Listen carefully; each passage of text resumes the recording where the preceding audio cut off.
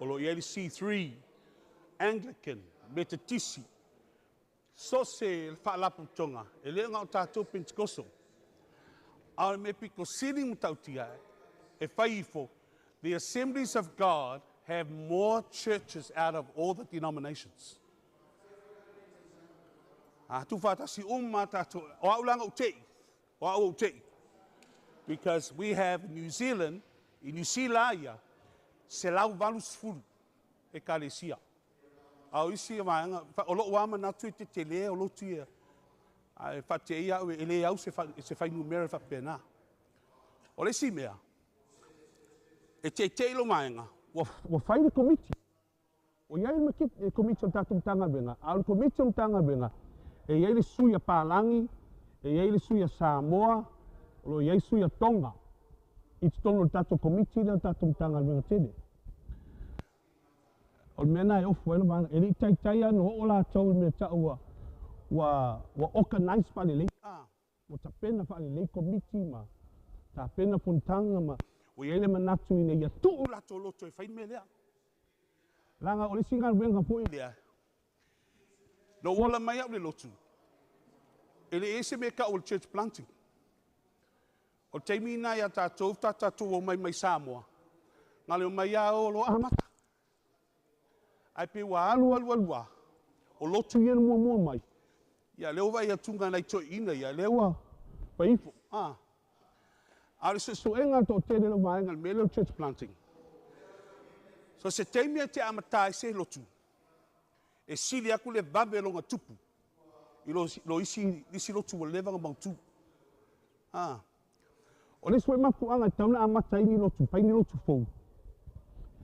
Langa e, po le ala wante te leo mo meo o sauninga whaololaina, sauninga whaevangalia, whaamisionale, Penny Hinn, Crusades, le whapena. E sili atu to tele tangata whaolaina tonu le kalesia, local church. I lo so sisi amea. The local church is very powerful. E ma whai ina whaolaina iso si tangata, ma wha sooina i tangata. E le whapena al whaolaina, a ia wha sooina. So mela na e tā ua tene. So, ni ngalo i ati tātou, o lo i ele wha moe, o le Assemblies of God a toa le lalolangi. E au atu le luspulu tolu sutolu, 2033, o tapo i a tatu e kalesia. O whatere ina. So, apapu no mai lo amo ini mai au fonga. Langa ele te ia e nofo mai nofona. O lo nofo mai nofona, e tau mai ai. O lo iai le kalesia le whakali mai, le la e alfa e amata. Puolo nau lo nofo mai. Le atua. O te wala watu ia te oe. E sosoani mai lo wanganga pa ia. A mai le poto. A mai le mana. Whaupenga ina i mātou. O le ase whaasoa o auna. Ina i whaasoa tupo i au auna. Ina i whaato o tele ina ai. Ma whaalau tele ina ai lo malo. Talo lau a pio whaau i mea uma. Au tatala noa, ngalue mai lo wanganga. Ngalue i fufoi o mātou loto. Ina i mātou o ese male menei. O na mātou ola i whaatino lo finangano. O lau te talo le ala le swafa i suke riso lo mātou li lo mātou whaola. And everybody say, Amen. Amen. Okay. Yeah.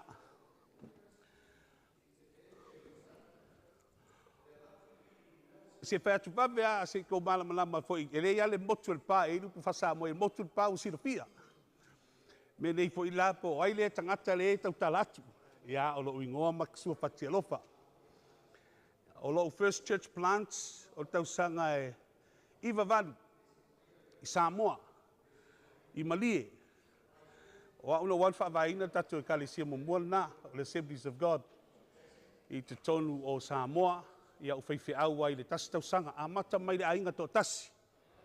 E ona masina wa se fulurua ainga. E o mai teimi nei le ae wale kalesia. Ia, o sau ai lola ia whaipoipo, ia, ma o lola ia e sosoani lisi church planting o i Malie, muri whanua. Ia o latu muri whanua, ia alo le ainga lilo maiava. Ia o le ainga freedom, o le grandfather freedom, ia lo tia kono le aswa ia. Whaftai le rofo le tua, whira i po i malon tamane ne yaso. Ia o walanga le li ina whaonga ele nei whatau wa. Ia maolola i Filipaina ma o ngai, ia ma atu foi whaavai li si lotu ta o le International Church, Daily Church. Ia ma ngā lulue ai. Ia o mai e lola i nei, ia o atu e lola i Pāklufa. Ia mai Pāklufa, ia mata lola, ia te au o li si aso nofo nofo. O te latula te launga Stokes Valley, ai whamaile ngango le tue hao. O lo i eid whalsai Pāklufa mo oe. Ia o whāturo lea mawha. Le whamaile ngango le tue, le eid whalsale lo Pāklufa mo tā ua. Ai whamailang kala, se au ke pole fol ngā mea, ai mawhawhaulo launga le la an whai. Wang whai tala a mawha teimina, wawa ai mawha le nu, e re fiaru le nu. O skama e nu ua, e le se KFC, e le se McDonald's, wa umang fo i mai ei mawha iai, she doesn't even want to go there. Ia alwal wā, ia. O ki kilo ale wha alo wha salva i le tima, wha maile ngango le tue au. I have a worship team waiting for you in Balclutha. Ia, o whātia mawha. Wha maile tua le worship team le o Balclutha. Se au ke poli fo ngā mea. Mawha whaulo launga ngā la ai whai. Ia, mo vile wa maka kau e misa whi au man whatua ele i launga. Ia, umalo o whātulolo tala. O whaasino mai lau mate o Christchurch. E mate o vai tatu wa onga KLC. Ia, o whātulea mawha. Alu e a mate KLC. Mai whai a o ngai, vai aso atua. Au au. E lau al Pāklufa. Whamailang kala, ki ai e au i maseo kama. Se, o e wa umana o ina. Alu e whai. Ia, o laku lotu le Christchurch. O oso lisi wha lele lisi aso. Lele tanina no vili a ite. Pak ite. Pikia ule mlai mai lele. Ai saulang tia kono. Pikia whamai. Pasta, tau le KFC le i tanina. E whai se me tau ai. Pak me ai. Momori sa o a Pāklufa. Kini sau ki alu tanina. O sau ki alu Pāklufa. Ia, ma o loa. Nare e tolu minu te kalaiwa kui o. Tolu minu ke kalaiwa me i umalong Pāklufa. Au tango e fuan mea o ai. I will say no. A fua what I saw mea o ai. Pēku me ai. Ai pau al mea o alwai. Mea o whanongona. Mea nai lau te whiwhi e langai. E sa whai mai nisi auto. E se mea wa i longona. Fualo nofo mai i. No waru e longona. And tolu masina. Ai maua le whare lotu. E mate o atu whare lotu mo mua se lau tā la. Iri mai aso, rent. O tomu. To so e nisi mea. Ai o atu le whare ne. Wha mai ino se lau tā la. Whaatu lolo kale. Yeah, I'll take that one. Mako move mai loe nana. Ai, la maa aku le paka. Ai maa atu. Wha mai le tala le maa. Hey, we've got this house. The guy is selling it. Whako lolo kala. How much? I tell my price. Whakia mafa. Oh, we can take it. Lea lang mako whakau e nofa sa. Te o ma te mini. No, papea. Why has God settled us so early? There must be a reason. O nofo lo. I whaelo mai no tua. Because I trust you that you will go and do the next thing. Lea loa, o loanga loa. O le plants no lotus. Oso mai lo la io. I te matala noa. Pasingo mai mua mao whai. Omaru. We worked on that church plant. We got it. Mau wat whai au. Tu wai. Ai sau whai au sau mai Australia. Whailon tō lua. Te lo wai whai au. Ma whai ngalanga anniversary. His first anniversary, wedding anniversary. I celebrate tamalanga e kalisia le. Lea lau papa i e lako whasa. I lewa ten. Ia mata mai nā. Omaru. O whakilo ia ite. You go to the north, Timaru. I go to the south. Pasanga lole wa umala e kalisia lalo imbakako. Ai pasanga ite ngai o i Timaru. And then we split. We multiplied. Then after we did that one, then God put in my heart, motuaika. Mele o yen sunga ya Yakopo. Ya, si follow alpha mole la sunga Yakopo. Ya, o fitau sanga le walu ngalu na.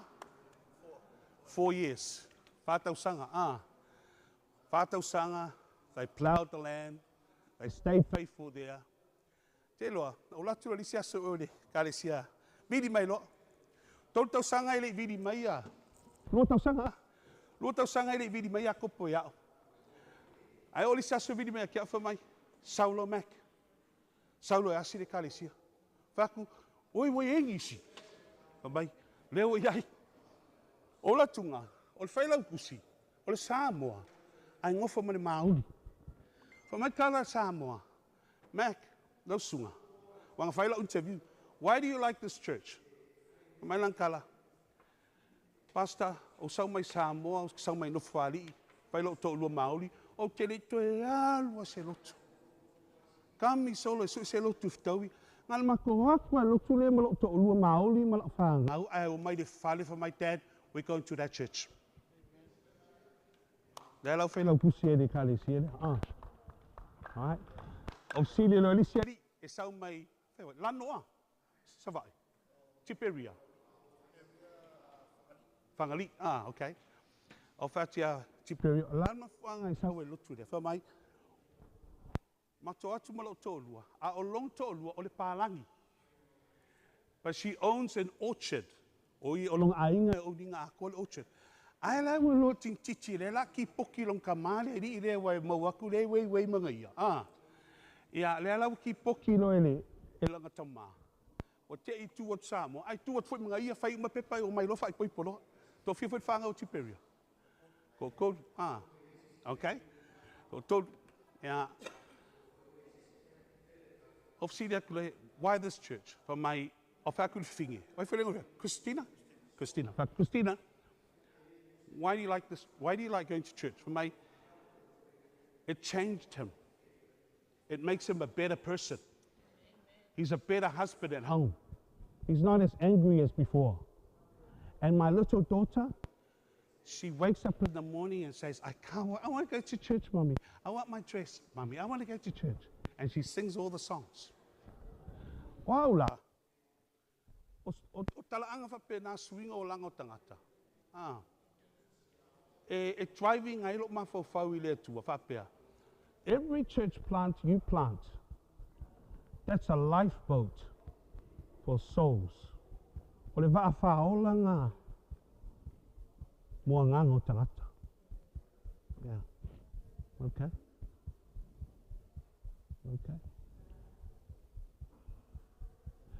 Sunga ya Dan. Se tu lai fo Dan fa mun mole. Sunga ya Dan Paulo le, mas pat mo Dan Paulo. E lo pento lo mai pano, le sunga ya pano ya o le atari ile o sunga ya pano, male pat mo le sunga ya pano.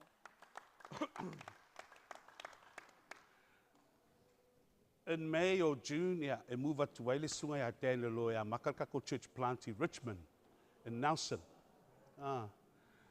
Yeah. Ole sunga ya. Who's James? Jordan. Jordan Seipani will move down to Rolleston, Christchurch. I'm sepati vi eleri.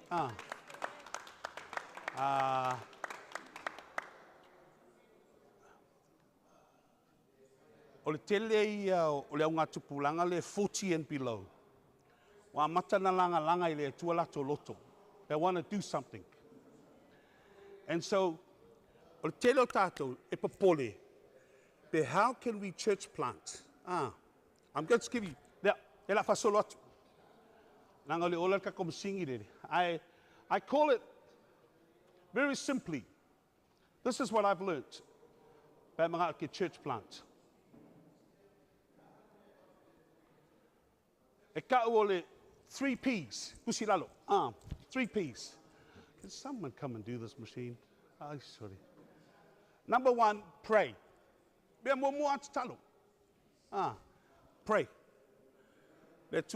want to plant a church. Okay? And you know what? Some of you are sitting here, you already had the area in your mind. Lo mga area na in your mind. Esa, si nung lo apa fa peu si area tong lo ma fa temini. Okay? Let's go around real quick and speak it forth. Fair area. Name it. Right. Wow.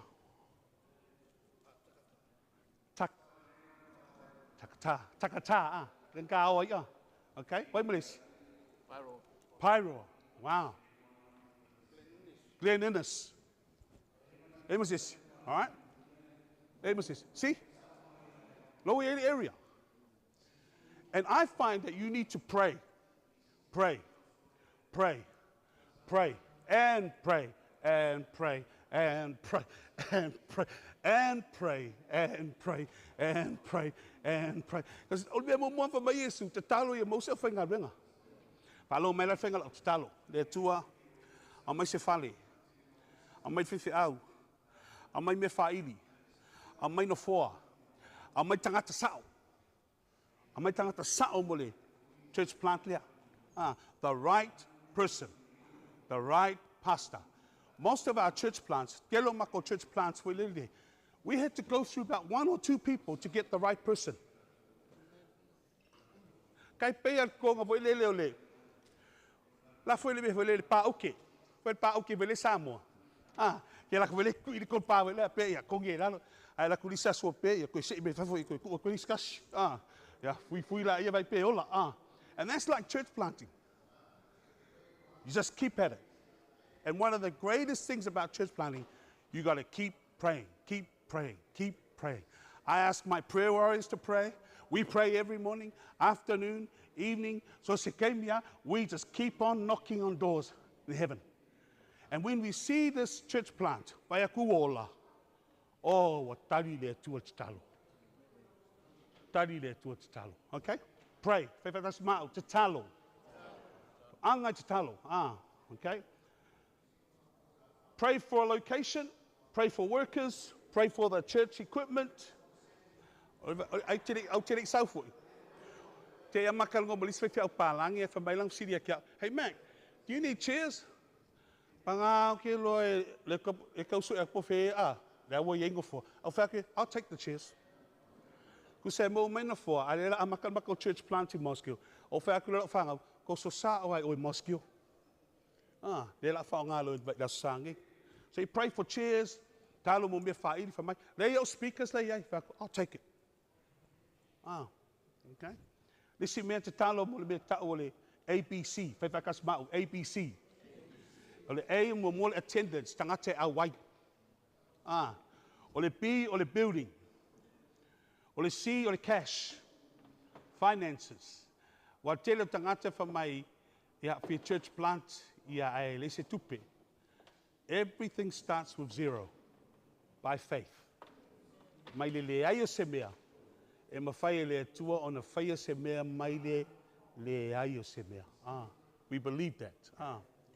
Ano tango ngai wha tupe uma church plants here se furu. If I put it in finance, mea uma lava. If I looked at that, I wouldn't. Everything is by faith. But my tala ili afingo lakula ua Lord Mako conference mua South Island. Faith is the currency of heaven. Le fatua tua, le ana ngā tupe leo le tamau ainga mo mai langi. Mea lava fatua by faith. Okay? Pray. Te talo. Ole pilonga lua. Ole push. Kulei. Ele whapea te talo. Alu roi tulei. Alu whangayoi. Savali. Start moving. Start doing it. Ma mai le fono e whai Wellingtone. Ai o whai atu risi whai a whamole a whi mosta vale o te whia watu o ia pano. E wha mai, okay. O waru o, ma drive lo ma mawha mai Wellingtone. I o ia pano. We sat down, we had lunch at McDonald's. And I talked to him. Are you serious about this? O whai atu na whai elo lui whapea. E le whanau a Masterton. What does that mean? Ke leo e kālesia. Kei pēia lai pā. Pēr whiwhine pā, woi le whanau. Au whātila tala. There has never been a church plant. Na plants mai Masterton, mai Wellingtone. Le sunga ia wa se pani. O I moa. O moa langa ave o. E whaiwhi awai. Mama liwai o. And then Pano came out of Porirua. Rest is history. Push. Ma'awe o, sit down. Pastor, are you serious? Mo ol melia. Maki so strong ya. For my lang kale kia. Yeah, now we're telling our secrets now. For my tala tifi ya. Kalungola wakali. Leave that to me. Langa e ese la unga tupulanga lea.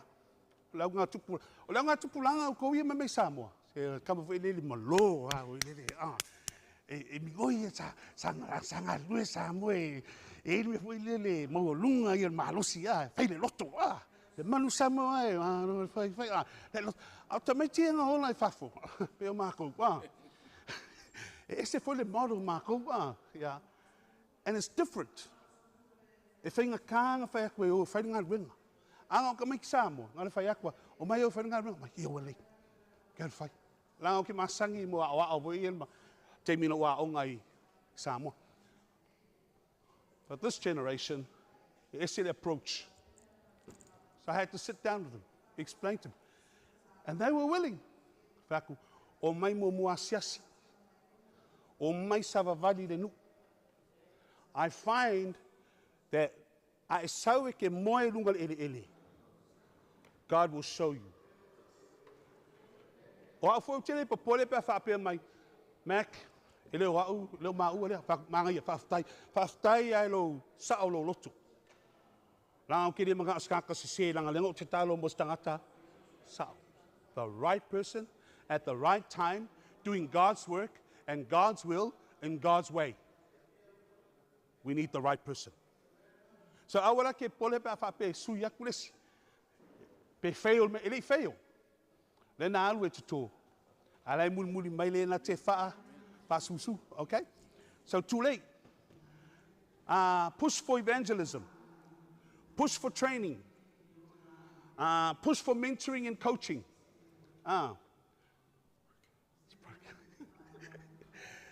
Tango se mai lo le to te lo le e fese fa fai pusutasi.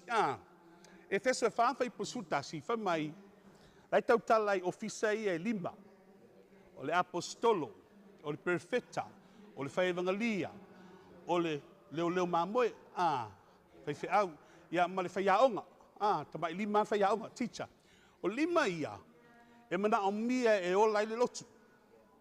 E le ma fai na ola le lotu ngal fai fe au. I always trying to get a prophet, e sau fai sanga kala.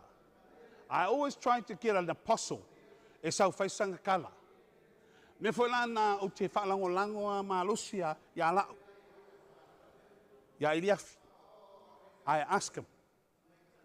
I don't run for myself. I always fall back. Ya la ko. A tau mai lole to ina ya. O kamalea ya, o kamalea, kamalea. Alu vai kamalea.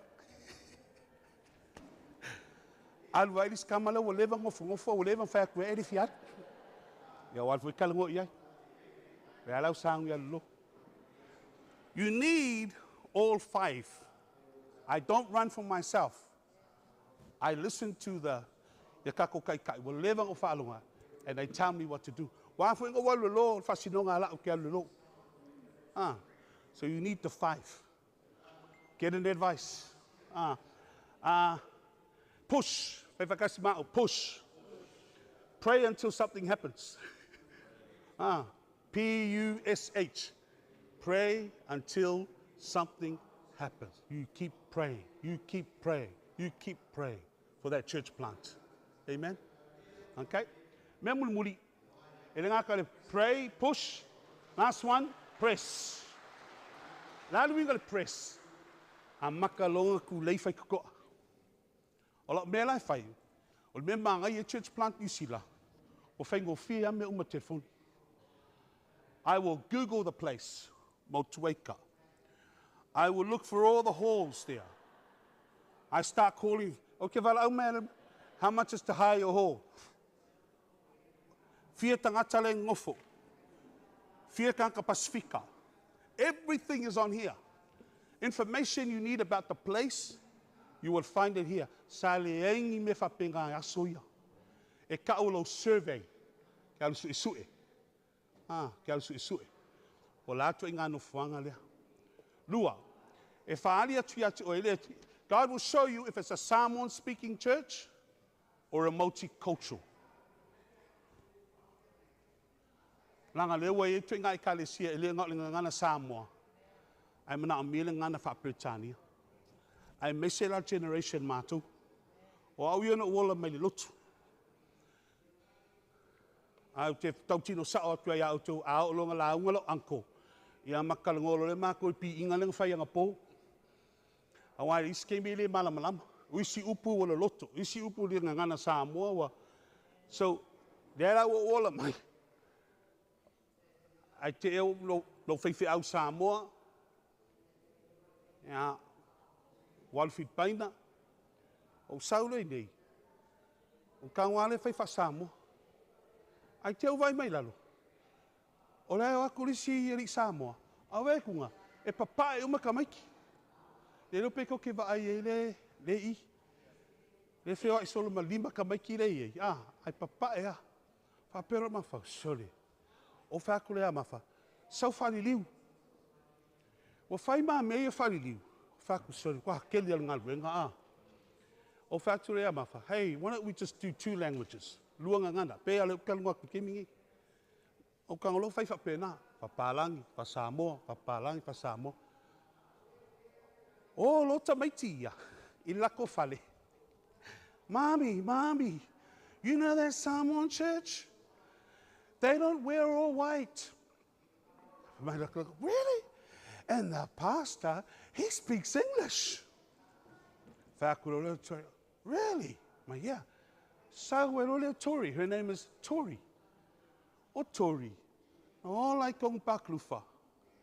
Le iloa le atua. Le o mātua le iloa le atua.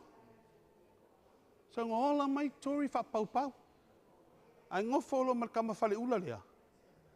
Saulo le lotu. Manawa mai Tori siaso. About 6 months. Ai vai kunga. There's $89. Valusuri vaka la le wa esemere. Right? Tori, what's this $89 coming out of the account? I found my kala finge. I bought myself a Bible. Al whakau e kuspaya. E o mai teimi nei, I le iwa tau sanga lenga whaelonga matu e kalesia. We just celebrated our 9th anniversary. Tori and Joe have been in our church. And Joe is our whaelo kusi. Nā rako malam me ka o whaelo kusi wha Samoa But ele misi se mea. Ai a whai aku so whawhtai a Tori. Tori, hey, thanks for releasing Joe to come and do that work, mate. Nah, keep him busy. I like to keep him busy. And she's grown in her faith. Whamaila, matua ngafi night market. Whakia Joe, malo, alfa malo si mereka kofolo. This is their first ever conference. O mai e matori. Whamaila kala, my wife hung on to every word the preacher spoke about yesterday. And she really loves Iliafi wai. Lakwa Iliafi launga loya mako.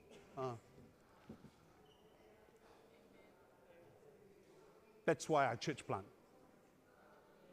Lives of people. Simeona. Te whakolo kale a Simeona. Wai mai Simeona le whai mako seminar, laku lo mako retreat. No for Simeona, vai ak Simeona. Nga au I a tangata saumali North Island. A South Island. A lai whai Iliafi. Ma mai lo lang kala, se me leo kei ai. O li wholo kalangoa kei whak, brother. Autu talo le tua. Pembe ma whainga e sau a mata se lotu Nelson. Whamai lo lang kala, well lei. This is what we do in our retreat. The first thing we do when we come together, to e 45 vai tatu e kalisia, we get down on our knees. Ono taiao, font talo. Every leader will come and kneel. We kneel together. Because we can't do it. Well, we can't. We don't want to go around circle. Mai mau malosi, mai mau kupe, mai mau keimi. You don't love us kako keimi, muck around, eh? We need to kneel. We need to ask God. Whaali mai le mea kaunga whai. So we can move towards that vision. La rai ko kuri la Simionga. Ai uman ko kuri no foi lunga. Ai whamai si maoli, e loku ia asafo. Hey brother, I don't know who you are. I'm sorry. But you have to get ready 10 times fast forward. Upol maoli. Ia, whakulole Simiona. Mai Simiona ia, o wika e whamai maoli ia. Kene mga perfecta mai maoli le ia. Ngā mga perfecta mai li afi. O lau sunga. Ke perfecta. Ai perfecta mai ni maoli ia 10 times fast forward. Si whamikala. Saulole Simiona whaka. Wā mene o kango kia o Nelson. Mai lo Simiona. Lela mahau e saule ma fale. Whai a lau manensi. A ma vai mai neipia. A la ma mai. O whakula. Awhea. So this is February. Whamai langkala. November. Whaka. Oh, sure. November. Ke sau wa se fulu afe tangata wole ole. Wole se oli e whapapau. Tuai lo sang. Mai. Okay. E a yungi. There'll be thousands and thousands of souls have gone to hell and you didn't come. Mai sore, lo Februari. E ana apelila. Whaka. Ia, am whai apelila mai. Ngā le saua Simiona in Napier. Sal's house. He moved down there. Whailon mako launch. Along my, whailon mako launch. Ai whakalango mai lo pasta lau ia. Whamai, tu se awa noa whiwhi au pālangi. Le mak whaonganga whalsa. Se whaisang kala. O whaku Kerry, Pastor Lau wants you to say something. Kūroi lunga Kerry from my kala Kerry. Thank you for the opportunity. I was going out jogging the other day. Malama freedom na kong pālangi ia. And I asked the Lord, Lord, nā me o mai dau Samoa ia church plant in Nelson. Ai whamai lo le tua iau. Hapeo, la mea whamai le tua. Whamai le tua iau. Ua ova tua tamana mo oi. Kusa lai whamai mo ia. O whaki, e ai, mo mākou le maki o mai plant e loku ia. Te lo te mine. Tūlo la ulunga whatu ia Simiona. Simiona, when you go down there, you serve under that man. So he served under that man for 2 years. Wa le dan fia ese Simiona a makasisilo au whake. O la tala tai in whake ai. Mai te nofo pe lalo ia Kerry. Then you stay under Kerry. O lo muku pala ngā le lai misi ai. Lo le uskai. Stay there. Lo te loto. Uma lua tau sanga. Whao u Simiona. I retired whiwhi au. Le alaua. Whiwhi au e Simiona le. I le falsapi ko siding ke le Nelson. Ua ola. Teimi anga lak. O me lotu whaafia. Le ai masi au whairi. Ai vai teimi ngai le tumu whairi. Lau Fiti, lau Samoa. Whaia le lotu. Ola le lotu. Simiona me fio. Le alaua te tonu tatum tanga ruenga. If you away o, yeah, le wa maulis falsai fa kako mepa, it kongu kako region You see how God works? So your church plant, e te lo ngalue mo e ke lo ngalue fatasi male tu so swan mai oi. So you press, fa fakasi mau, press. Push doors, a makan tu lei fa to. A makan su pe fa feeling ba fight, start working. Te lo ele si melo te lo. Isi upule le fa ngal ki apolo ngi kako fifi au. Le upule pisi. Le upule pisi. I sometimes ask the pastors, na me kere bidi mai ke mi no fa kia ki mai. Ke loa ngai ki pisi. Te ai. Ke ro pisi. Pe fa ngai le upuna, pe folinga mai e kokoso ka ko vai. We delay the things of God. Fa yanga tu wai. Ai ngalo ya ti tato. O lei ai le fina ngalo le tua maka le church plan. Okay. So press, push, evaluate. Tango va ai fa leipo fele no fuanga ngai. Te ori si me te tango e fai. A fa pe te ri lo fai le church plant. O leo e tato official church plant. You can just call me, Mac. Let's struggle Marco Belia. Mac, A whenga whai mea lea. O tone, ngā vidi mai a kia au. O le lua whema lima, ngā mā oe malau tina i le loi interview ya May Smith, o lo pepa ngā whai oi i le aonga. Ai te wa amata i le kāli sia le Blenheim. Nā maka le weekend na. Ai uma lotu. O vai aku le sign, Nelson. O vai aku le lo kale ya. I whewhia. Ya Tony. O iso mawhawhau e amata se lotu Nelson. This is 2005. Ya whamailang kale, le heranga le wha amaka lotu. O vai aku le lo tale, okay. Te loto sanga vidi mai tone ya o whamai le wolongona. 2016. Ke sau mai Filipaina. Ai whamai lo tina. Langa vidi mai tone. Yeah. Langa vidi mai whamai ke vidi aku. Wa vidi whaafia mai.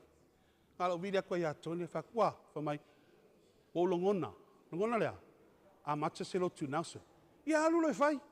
Ai whamai langkala. Se sau. Ke rei lo whai. O whak, okay. Whalonga mai. Don't waste my time. Ke lele aku, we go straight to Nelson. So we went. I flew down there. Ngalo tu aku o mel motel. Ma lo. We drove there. I walked around. I prayed. I waited. Ia umalona, whai mako mea I KFC. And then Tony said this, I have another place to show you, Mac. Like, okay, show me. Motueka. Ngalo waso ese le pamu Motueka. And I felt God speak to me. You start here. Motueka. O te saula, lua fesfulu leono. Lua fesfulu ono, sfulu fitu, sfulu valu, suluiva, o saulunga kalaiski ke whapoiponga. O la atoe foi pa aklufa wa uma whapoiponga. Ai osa mai e Jakopo whak, sau. O mamau e te talo mo nulea. Motueka. Se ke rei loa. Ea, ma koule lao e Amerika. Whak, sorea? Ma koule lao mu Amerika. Whak, okay, yeah, okay, you will leave. Olo e Amerika. Ka amilo solo Hollywood. Ka amilo solo, ma ai solo me ai Amerika. Foi mai loa la kapenga me laio. I locked down no. Lockdown no. Everyone say amen. Saule tua, Saule tua. Wa ngale lockdown. Ele maua Ioane, ele maua ya Christina, ele maua nganga ia. Right? See the big picture? Wa vai ke le akale, le maka ile tua ka ko me ia fai. Alo nganga ia mangu e whanol gaming. Mangu ele maua foi Richmond. Langa ma uma Jakopo na tatalo le tua fia maus tangata Richmond. Le wa mawai Dan. My Masterton. So listen, a lot of points there. If you don't know how to do it, just call me. I can coach you from afar. I can fly up, we sit down, we talk. Because someone who's done it before. And that's why we need me share the dream. Share the dream. Ole press. P, pushing doors. R, reaching out. You prayer walk the area, evangelize, open air, crusades. E, evaluate. Evaluate the area, survey. Ole si me ke whaia. E ke alu connect i si pepe au lei ai. Olo mea ngang whai telo church plants. O alu meet ma pepe au Anglican, Presbyterian, Assemblies of God. No alu ave Jakopo. Ke lo lako kalang mua whamai a Jakopo mamau. Have you got a house? Have you got a house? Aleo aku ya sasinu. Ai whamai aku ya mauma ma Jake. No, we haven't. Mate, it's really hard to get a house in Motueka. Aku rawang, okay, that's all right. Ie loai po ie lea tual melia. They got a house. Ai vai le fale leo me I whiwhi o le fale maka uki. Al fale leo ie ke mingi. Ai fia fale le ngai uia. Kasi, lua, tolu le lea. See? Ai mkwa fia lang fale leo ie. O nā tatu te loia wale. So, share the dream. Es mua. Share the dream. Share the church leadership. Kala ngoa iau leaders alau ekalesia. Tātou le laka koe plan ka kolotu. Wolongona mai le atua. Tātou te oe whanmele. And that's how you share it. O au lewa pena. Ilo wa umalis chepak. Church, wa uman vakako. Le wa forward committee. Le wa tu. tato whaasanga loi oi Moscow. And the whole church said, okay, Pastor, tato whaasanga in Moscow. Te alo mea wai loi matui kare sia. Le anu anua i whamunianga le atua. E siri man wia lena te wha ilo lena te. E siri man wia lena te wha ilo lena te. Every time you share your resources, te alu ke plant lisi lotu. That's giving.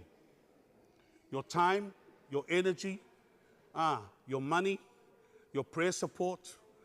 But every time you give those things away, the Lord is faithful.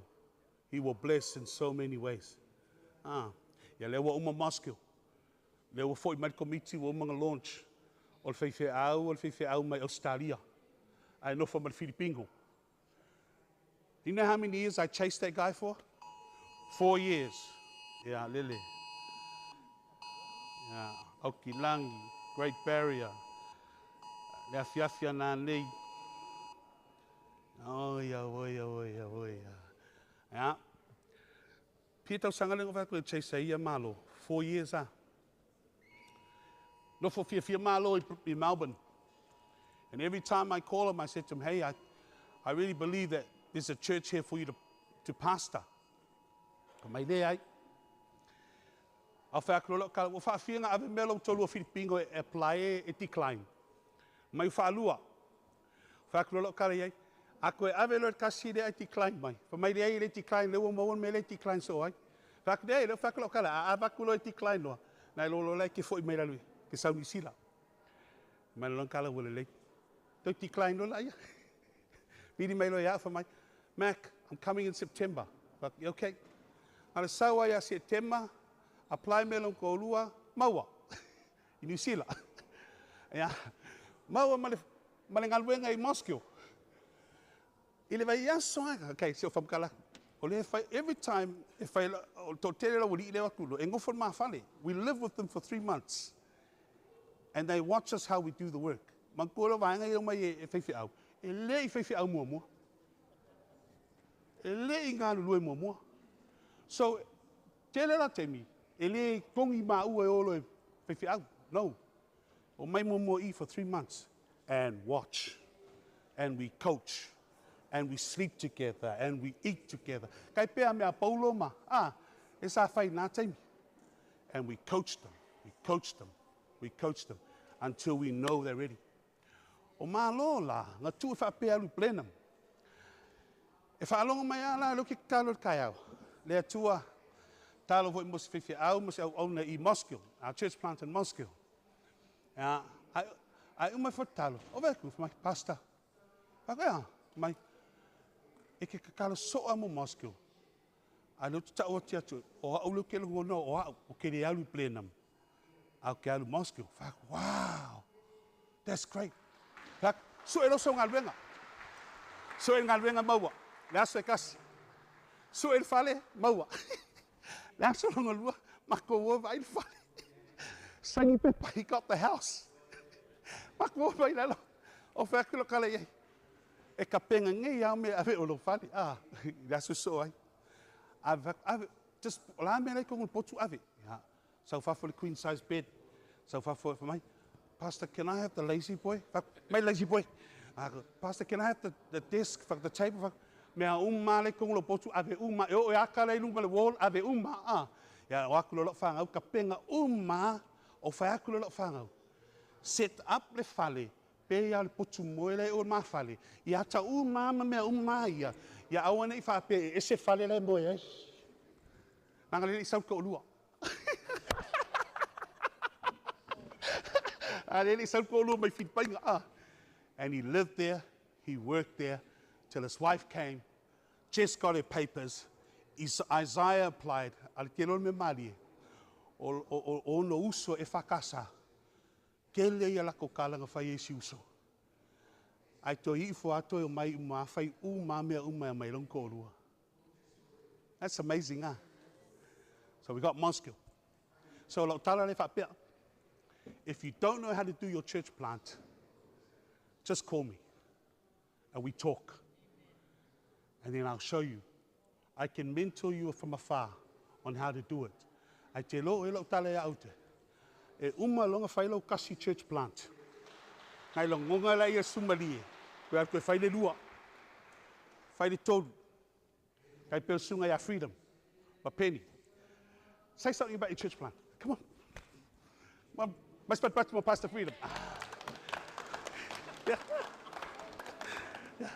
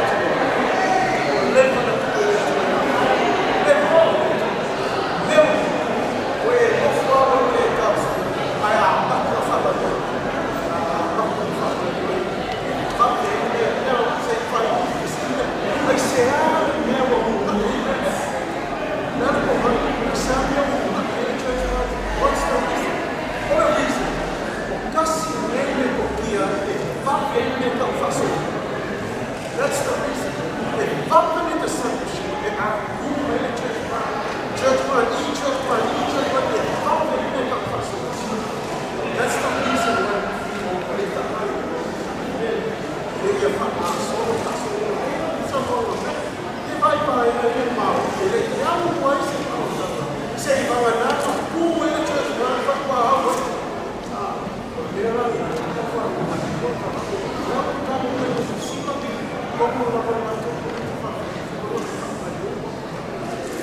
yeah, pastors, they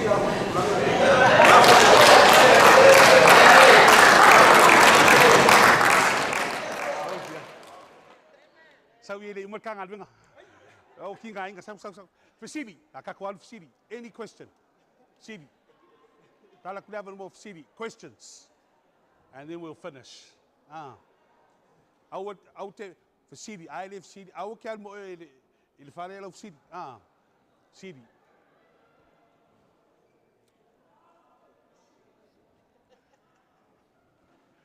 Asif Fasidi kako church plan Jake. Okay, Jake, speak loud so that everyone can hear the question. Fa ainga? Yeah. Yes. Yes. E ta'u whapalangi, planting pregnant. While I was planting Bauklufa, I was thinking of Oamaru. Leo ke ngā ioi, alo ngā ioi whi o, me ka ole planting pregnant. Okay? Ya vai la oye. Uma mai Oamaru o whai ka ite whasanga o lunga, whasanga o Invercargill. I planted in Invercargill. As I was planting in Invercargill, I was now thinking of you, Jake, Motueka.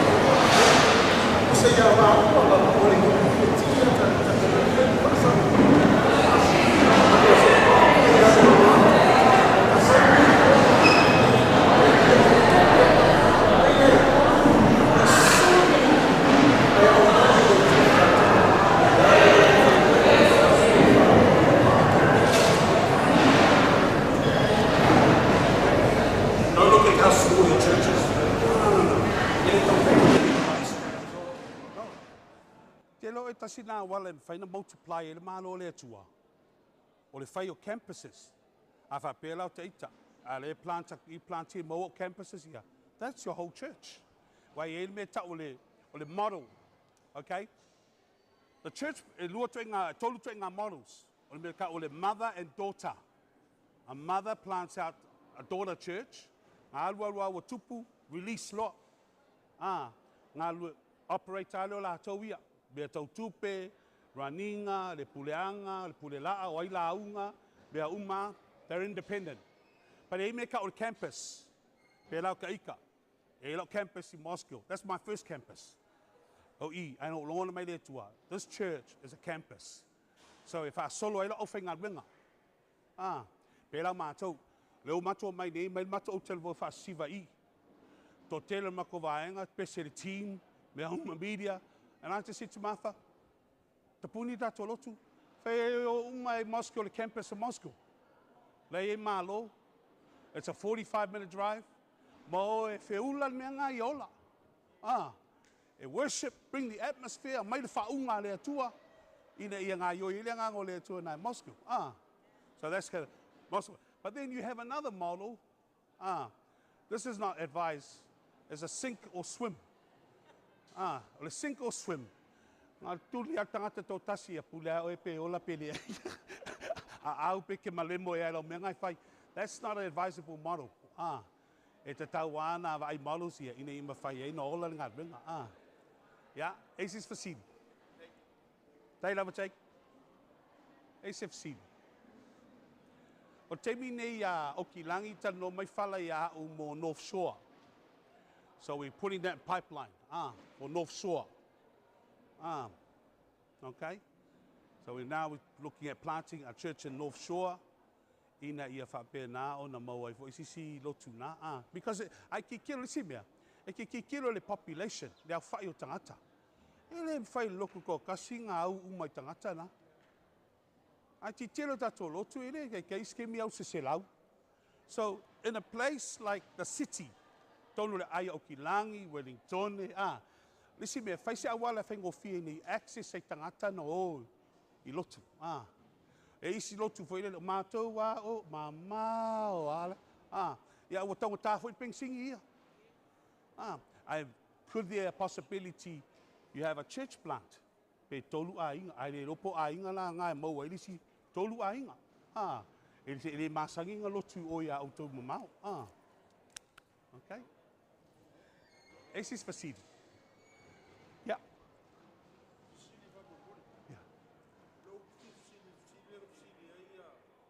Yeah.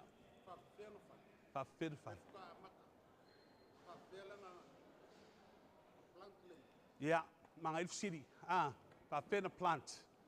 I'm not going to savali the area. La area na te find me ta o le prayer walk. You walk, but talo. O te tautina te auto o matu e kalesia male plants lo they all prayer walk. Whamasina tausanga. We take 4 months of the year for prayer meeting. So ele pe me foi le masangi kako. I'm just giving you an example. Tasin masina. No walu ko lea. Tasire lu tua au ina ya about prayer life. And I prayed on the mountain. I've been to Yonki Joel's church. I've lived in Korea. I've been to the church for 4,000. I have seen how powerful prayer is. It really flipped my life. Suyelo olanga. Prayer walk the area. Umalona prayer walk the area. If I loy le tuya o ele mea matai. So ele hol. Matai. La peno fast way. Le ele so swangi e kwe lo church plant. Mata mole. Savali, the talo, mafai lo mai. Ele mai umai le tuya ti tato. God will not give it all together. He's just looking for your first step. Kela aloha, saule tua. Kela aloha, saule tua. Mai dis fasinonga mo e. Okay? I am na mio so swang. Wala au mai. Peo tone. Tone wala au mai. Te man tua tala washing for my ya. Pastor Wasi said this to me. Mac, well, levang o mga fai mo South Island. Au kere lo fai. Well, mga yung membutanga tapoto. For my sawa, o tere lo fai. Ai whaftai le tua lewa sau. Pasino mai whawhen fai. Yeah. I ti tiro lai tolu tu spaia. There's a lot of mentoring relationships and a lot of coaching that goes on. Ile coach aku al fai mera, al fa te tai mera. Ma umai ako po e make kala ngo fa koru vai aso. Tal no le ngalwenga, tal no le church plants le Richmond. We keep talking. Langa le so se taimi te fai yanga I mele tua e misi si mea. Ale mo le avano. Te lo le si mea manga I mele o I tatu. Mo fai ngai kala ngo aku vi vai mai. Me wa. So se mea au te fo e lese excuse. Lese excuse. Mea taulo mafafau vidi mai. Mea ko mafafau al mera. Laso manatu. Mea la mea le problem le mea kakuia fasingo mai. And I can help you. Ina I mafai ai ona. For iel fa fitauli na. Mga ifsit. Esis fasili va mbole. Tatou tā ape loa. Ape atu lai fatasi mai wha mole. Ia, pasanga lesi whai ai anu e whai.